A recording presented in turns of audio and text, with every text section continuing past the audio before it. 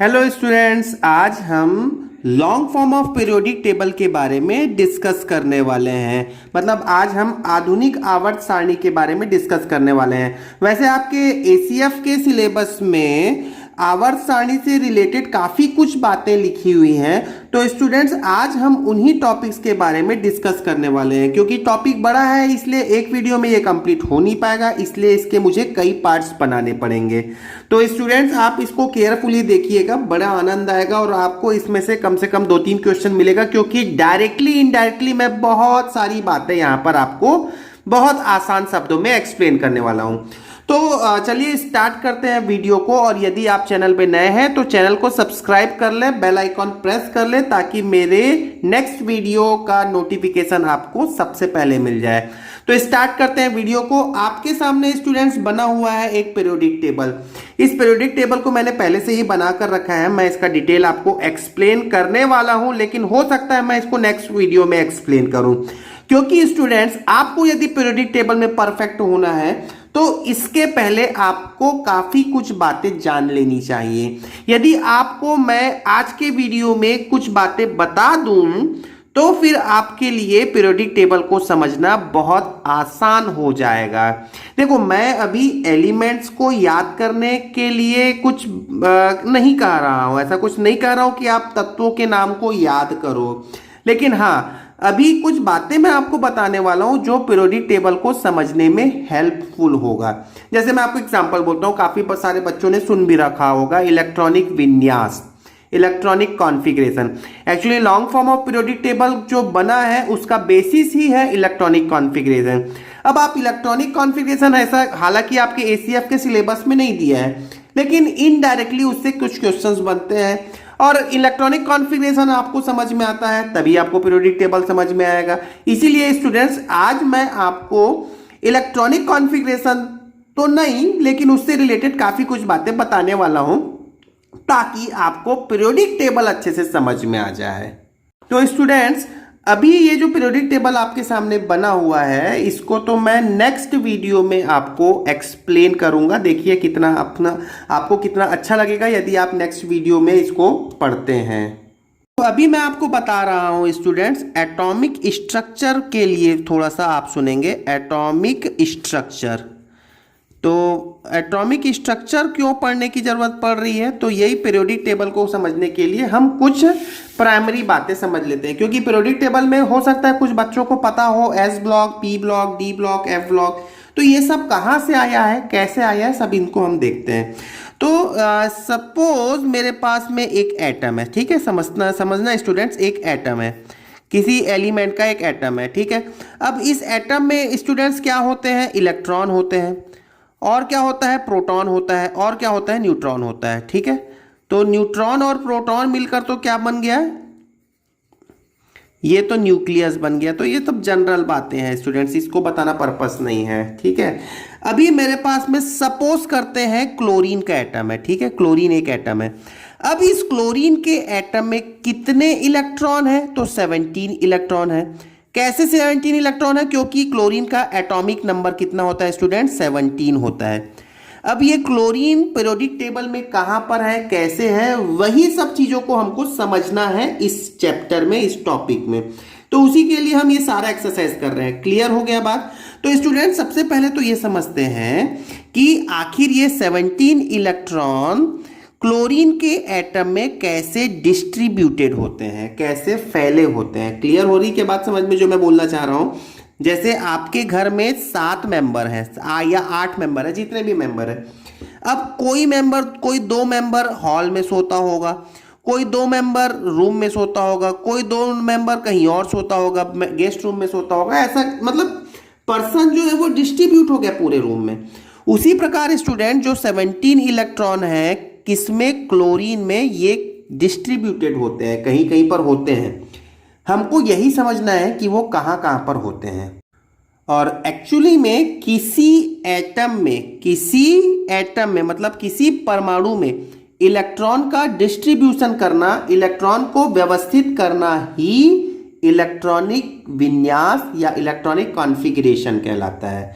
तो पहले तो ये समझना स्टूडेंट्स, आपको मैं एक सिंपल सा एग्जांपल बोलता हूं तो आपको क्लियरली समझ में आ जाएगा कि आखिर इलेक्ट्रॉन एटम में कहां होते हैं। तो आपको मैं एक एग्जांपल बोलता हूं, आप पहले एग्जांपल को देखना। सपोज मैं बात करता हूं इंडिया, ठीक है, इंडिया में इंडिया एक कंट्री हो गया, ठीक। अब इंडिया के अंदर सुनना ध्यान से ना, इंडिया के अंदर बहुत सारे स्टेट हैं, ठीक है, बहुत सारे स्टेट है। मैं एक पर्टिकुलर स्टेट ले लेता हूं छत्तीसगढ़, ठीक, बहुत सारे स्टेट है, मैं एक पर्टिकुलर स्टेट ले लेता हूं छत्तीसगढ़। और छत्तीसगढ़ के अंदर बहुत सारे डिस्ट्रिक्ट हैं, जिला है, मैं एक पर्टिकुलर जिला ले लेता हूं रायपुर, ठीक है। और रायपुर के अंदर बहुत सारे क्या है स्टूडेंट्स, कॉलोनी है, ठीक है, ये केवल एग्जाम्पल है, कॉलोनी है। और किसी कॉलोनी के अंदर में हम गए तो उसमें एक घर मिला और घर में क्या मिल गया, मेरे को सीएम मिल गए, हमारे प्राइम मिनिस्टर, चीफ मिनिस्टर मिल गए, ठीक है। और इंडिया में आप के अंदर है छत्तीसगढ़, छत्तीसगढ़ के अंदर है रायपुर, रायपुर के अंदर है कॉलोनी, और कॉलोनी के अंदर आपको कुछ घर मिलेगा और उस घर में सीएम है। ये बात आपको समझ में आया? ये ऑर्डर एक्चुअली बताने का पर्पस ये है कि ये एक दूसरे के अंदर है, ठीक है। अब आप समझो, ध्यान से समझोगे स्टूडेंट्स। अब मैं इंडिया की जगह पर ले रहा हूं एटम, ठीक है, एटम मतलब परमाणु। अब इस परमाणु के अंदर होता है शेल, परमाणु के अंदर क्या होता है, शेल, ठीक है। सेल को अब हिंदी में हम बोलते हैं कक्षा, ठीक। शेल के अंदर होता है सब सेल, ठीक है स्टूडेंट, सब सेल, सब सेल को हम बोलते हैं उपकोष, उपकोष हिंदी में बोलते हैं उपकोष, ठीक। सब सेल के अंदर होता है ऑर्बिटल्स, ऑर्बिटल्स को हम हिंदी में बोलते हैं कक्षक, और इसके अंदर होते हैं इलेक्ट्रॉन। आगे बात समझ में, ठीक है। तो बहुत ब्रीफ में बता रहा हूं स्टूडेंट्स, जितना डिटेल में आपको नहीं बताने की, जानने की भी जरूरत नहीं है, ठीक है। तो लेकिन आपको समझना है तो ये जानना जरूरी है। क्या बोला, एटम के अंदर शेल, शेल के अंदर सब सेल, सब सेल के अंदर ऑर्बिटल्स, ऑर्बिटल्स के अंदर इलेक्ट्रॉन, ठीक है। तो ये एटम में यदि मैं बोलता हूं ना इलेक्ट्रॉन है, तो एक्चुअली वो इलेक्ट्रॉन एक दूसरे के अंदर है, ठीक है। मतलब आप सुनना, देखो मैं बोलता हूं कि मेरे पास में क्लोरीन का एक एटम है, तो ये क्लोरीन के एटम में जो 17 इलेक्ट्रॉन है वो कहां कहां पर डिस्ट्रीब्यूटेड हैं, ये जानना जरूरी है। तो आपने क्लोरीन का एटॉमिक नंबर 17, तो ये आपने सुन रखा होगा कि इसका इलेक्ट्रॉनिक कॉन्फ़िगरेशन होता है 287, सुन रखा होगा। तो इसका मतलब ये है कि फर्स्ट सेल में क्या है, फर्स्ट सेल में 2 इलेक्ट्रॉन है, सेकेंड सेल में 8 इलेक्ट्रॉन है, और थर्ड सेल में 7 इलेक्ट्रॉन है। तो ये सब स्टूडेंट्स आया कहां से होगा, हम यही जानने की कोशिश करेंगे, ठीक है। तो चलिए देखते हैं, मैं आपको बात करता हूं। ये एक एटम है, एटम के सेंटर पे क्या है स्टूडेंट्स, न्यूक्लियस है, न्यूक्लियस ले लिया, और इसके चारों ओर इलेक्ट्रॉन घूमते हैं। अब इसको चारों ओर जब इलेक्ट्रॉन घूमते हैं तो इन्हीं को हम क्या कहते हैं स्टूडेंट्स, सेल कहते हैं, ठीक है। क्या कहते हैं, शेल कहते हैं। तो ये सेल कहां हो गया, बताओ कहां है ये सेल, ये एटम के अंदर है, ठीक है। अब देखो मैं ये मेरा है पहला सेल, एन से रिप्रेजेंट किया, ये है सेकंड सेल, ये है मेरा थर्ड सेल, हो सकता है यहाँ पर और भी सेल हो, ये हो गया मेरा, चलो बना ही लेते हैं। सपोज ये है मेरा यहाँ पे n is equal to 4th cell, ठीक है। तो इन्हीं में इलेक्ट्रॉन घूम रहे हैं। अब देखो स्टूडेंट, पहले सेल में होता है s सब सेल, मतलब s उपकोष, इसका नाम है s उपकोष, ठीक है। मैं भी आपको बता देता हूं कि जो टाइप्स ऑफ सब सेल, सब सेल कितने प्रकार के होते हैं, तो ये होते हैं 4 प्रकार के, S, P, D और F। ये 4 प्रकार के क्या होते हैं स्टूडेंट्स, सब सेल होते हैं, जिसको SPDF बोलते हैं। आप एक काम करो ना, सब सेल को मान लो ये क्या है, इलेक्ट्रॉन का घर है, ठीक है, इलेक्ट्रॉन का घर है। जैसे हमारा कुछ घर होता है ना, पहला मतलब सिंगल स्टोरी मकान, डबल स्टोरी मकान, ट्रिपल स्टोरी मकान, मल्टी स्टोरी मकान। तो वैसे ये मकान के टाइप्स हैं, क्या क्या नाम टाइप्स हैं, एस, पी, डी और एफ, ये 4 टाइप के मकान हैं। तो देखो सुनो, पहले सेल में, पहले गली में ले लो, पहले गली में, एटम के पहले गली में किस टाइप का घर है, तो एस टाइप का घर है। अब देखो घर बोल रहा हूं, वो एक्चुअली में केमिस्ट्री में सब सेल कहलाता है, ठीक है। अब आगे बात करते हैं। सेकंड सेल में, ये सेकंड सेल है, ठीक है, ये सेकंड सेल में 2 प्रकार के घर होते हैं स्टूडेंट्स। कौन कौन सा घर होता है, एक होता है एस टाइप का सब सेल और एक होता है पी टाइप का सब सेल। समझ में आया क्या? अब सुनना ध्यान से, मैं इस पहले वाले सेल को, पहले वाले सेल में जो ये एस सब सेल है, इसको मैंने कह दिया है 1s, ठीक है। मतलब आप यहां पर सुनना, यदि मैं पहले सेल की बात करूं, n = 1 की बात करूं, तो वहां पर कौन सा सेल है, एक ही सेल है, वो है 1s। क्लियर हो गई बात? यदि मैं दूसरे सेल की बात करूं, ये सेल तो आपको समझ में आ रहा है ना, कक्षा जहां इलेक्ट्रॉन घूम रहे हैं। अब दूसरे सेल में 2 सब सेल हैं। कौन कौन से 2 सब सेल हैं स्टूडेंट्स, एस और पी, और उनका नाम क्या क्या है, 2s और 2p। आपके घर का नाम होता है ना, घर का नाम रखते हैं, वैसे यहां पे इलेक्ट्रॉन के घर का नाम है 2s और 2p। अब नोटिस करोगे, तीसरे सेल की बात करते हैं, तीसरा सेल। तो तीसरे सेल में स्टूडेंट्स 3 सब सेल होते हैं। कौन कौन से 3 सब सेल होते हैं, तो ये होते हैं 3 सब सेल, एस, पी और डी। कौन कौन सा है, तो ये इसको आप बोलोगे 3s, 3p और 3d। तो तीसरे सेल में कौन कौन से सब सेल हैं स्टूडेंट्स, तो ये होते हैं 3s, 3p और 3d। उसी प्रकार n = 4 पे कौन कौन से सब सेल हैं स्टूडेंट्स, 4s, 4p, 4d और 4f।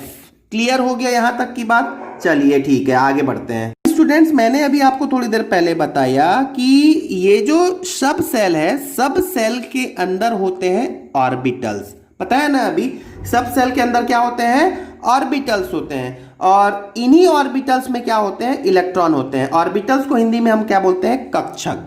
तो ध्यान दोगे स्टूडेंट्स, हमारे पास में एस, पी, डी, एफ, ये 4 क्या है, सब सेल है, और इस सब सेल के अंदर क्या है स्टूडेंट्स, ऑर्बिटल्स हैं। अब ध्यान दोगे, ठीक है, कितने कितने ऑर्बिटल हैं।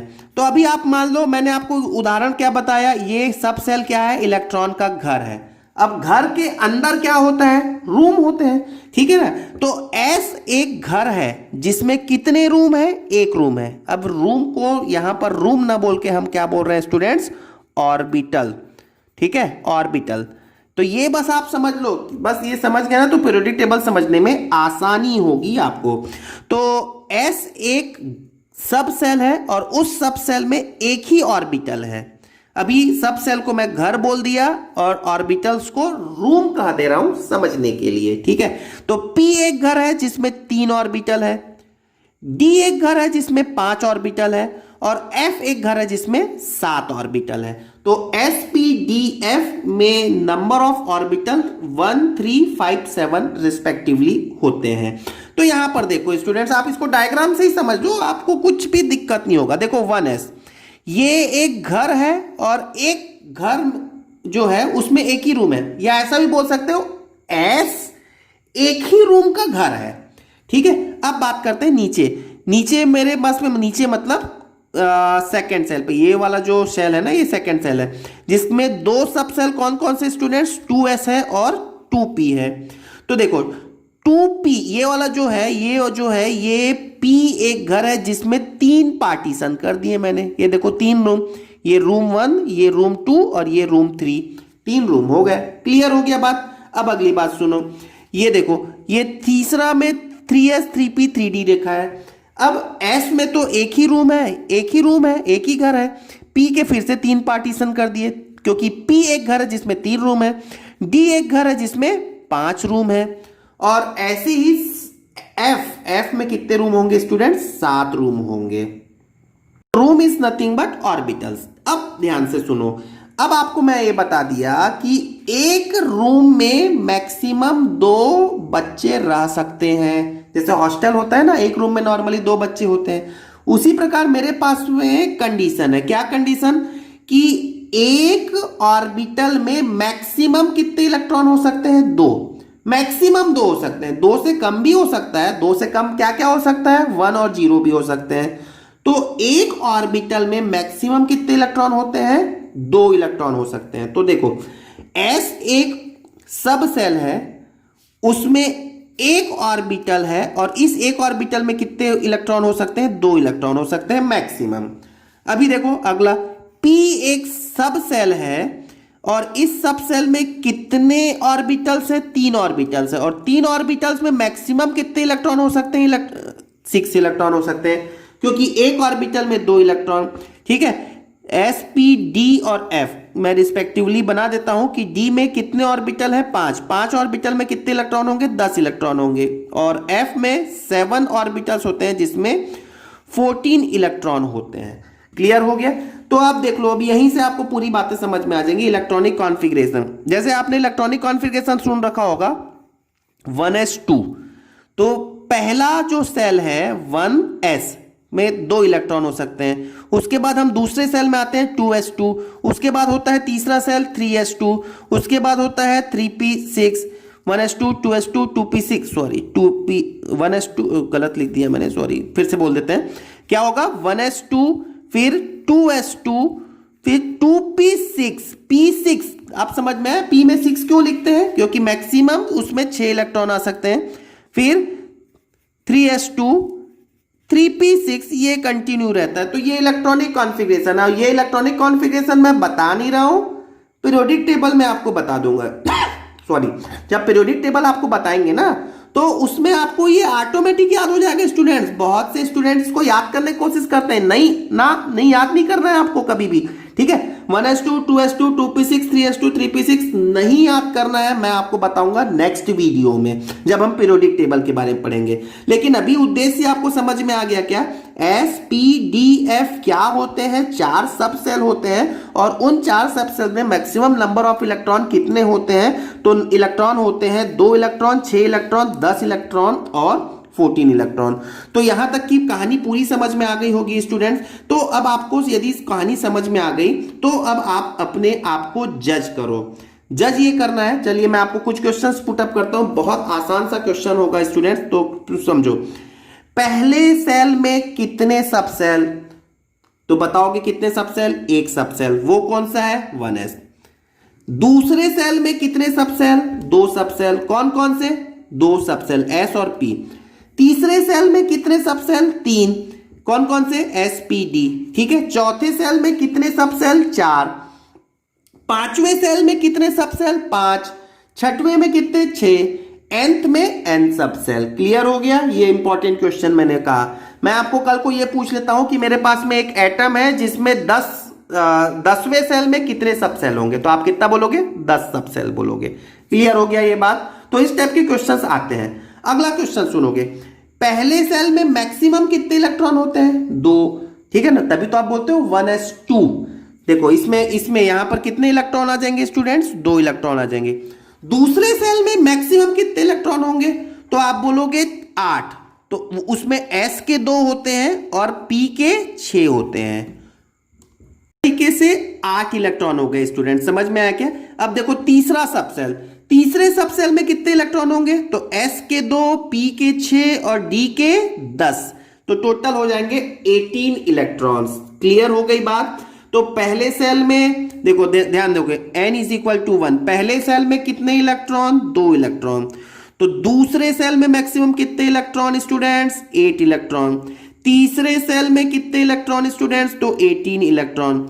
चौथे सेल में कितने इलेक्ट्रॉन होंगे स्टूडेंट्स? तो मैं बता रहा हूं, ध्यान दे लो, 32 इलेक्ट्रॉन्स। कैसे होंगे?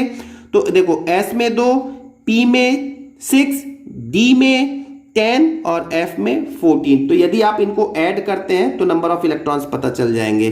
ठीक है, अगला सुन लो, n इज इक्वल टू 1 मतलब पहले सेल में कितने ऑर्बिटल? तो आप बोलोगे सर पहले सेल में तो एक सब सेल होता है और एक सब सेल में कितने ऑर्बिटल होते हैं? एक ऑर्बिटल होते हैं। मतलब मैं यदि पूछूं कि पहले, देखो डायग्राम में देखो, मैं यदि आपको डायग्राम से ही दिखा देता हूं। डायग्राम में आप देख लो, ये डायग्राम जो मैंने आपको समझाने के लिए बताया था। देखो ये पहला सेल, पहले सेल में कितने सब सेल, एक सब सेल, और एक सब सेल में कितने ऑर्बिटल, एक ऑर्बिटल। ठीक, अब ये देखो ये दूसरा सब सेल है, जो मेरा पेंसिल रखा है ये दूसरा सब सेल है। दूसरे सब सेल में दूसरे सेल में कितने सब सेल, दो सब सेल, ये 2s और 2p। लेकिन दूसरे सेल में कितने ऑर्बिटल, तो आप बोलोगे टोटल 4 ऑर्बिटल, एक s का, 3 p का। मैं यदि पूछता हूं कि दूसरे सेल में टोटल कितने इलेक्ट्रॉन, तो आप बोलोगे 8, उसमें से 2 s के, 6 p के। अब बोलो तीसरे सेल में टोटल कितने ऑर्बिटल्स, तो आप बोलोगे 9। कैसे, तो ये देखो ये एक ऑर्बिटल s का, 3 ऑर्बिटल p का और 5 ऑर्बिटल d का। बातें समझ में आ रही हैं? तो अब आपको मैं एक शॉर्टकट बोलता हूं, ध्यान दोगे स्टूडेंट्स। यहां पर देखो n इज इक्वल टू 1 2 3 4, ये सेल के लिए लिखा हुआ है और ये नंबर ऑफ इलेक्ट्रॉन के लिए लिखा है। अब यदि मैं इसको कंटिन्यू करूं, n is equal to n पे कितने इलेक्ट्रॉन होंगे, तो ये होता है 2n स्क्वेयर। क्लियर हो गया? ठीक है, कैसे हुआ ये भी आपको बता देता हूं। ये देखो n इज इक्वल टू 1 पे कितने ऑर्बिटल, एक orbital. n is equal to 2 पे कितने ऑर्बिटल, ऑर्बिटल बोल रहा हूं मैं 4, ठीक है, एक s का, 3 p का। n इज इक्वल टू 3 पे कितने ऑर्बिटल, 9, एक s का, 3 p का और 5 d का। एक n इज इक्वल टू 4 पे कितने ऑर्बिटल, तो आप कहने वाले हैं ये ऑर्बिटल्स की बात हो रही है, 16।